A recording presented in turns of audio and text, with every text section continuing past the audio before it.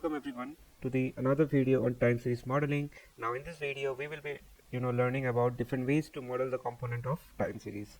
Okay, so let's understand what it is. So in time series analysis, additive and multiplicative model differ in how they treat the component of seasonality, trend and error.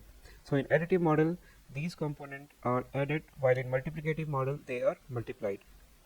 So, additive and multiplicative time series are two different ways to model the component of a time series, that is trend, seasonality and noise.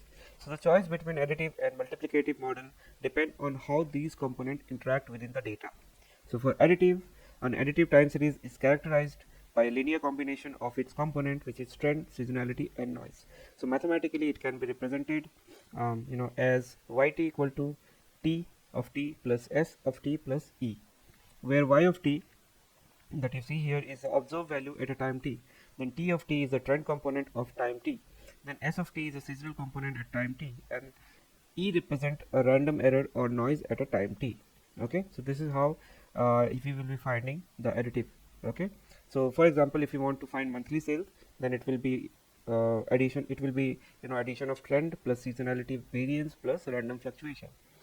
So when do we use this additive time series? So when the magnitude of the seasonal fluctuation of the variance is relatively constant over time and over the entire range of the data. So on the right side you can see an image, you can see that the constant the time series is constant over time. So when we have such time series, then we can go for additive time series, or it is called as additive time series. Okay, so when the impact of change in the trend on the series is constant regardless of the level of the series, okay, that time it is additive. Okay, now let's understand the multiplicative. So the multiplicative time series is characterized by a non-linear relationship by its component trend, seasonality and noise.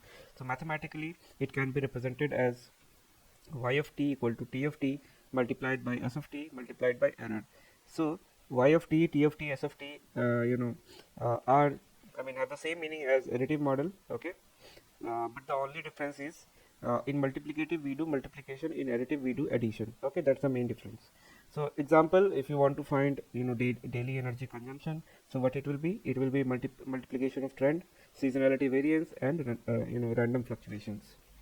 So now the thing is when to use multiplicative time series. So when the magnitude of the seasonal fluctuation or variance depend on the level of the series. For instance, if the amplitude of the seasonal pattern increase with the trend, that time we can go for multiplicative. Okay, so choosing between additive and multiplicative model is important because it affects how well the model captures the underlying pattern in the data. Okay, so selecting the wrong model type might lead to inaccurate forecast or misinterpretation of the data.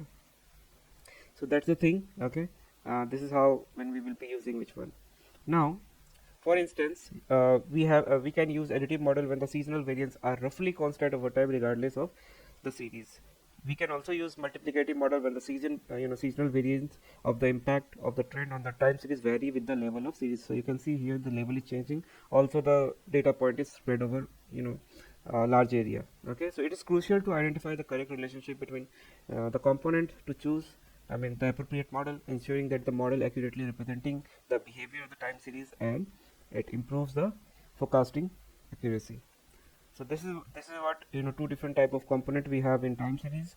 When we have our time series constant over time, we can go with additive.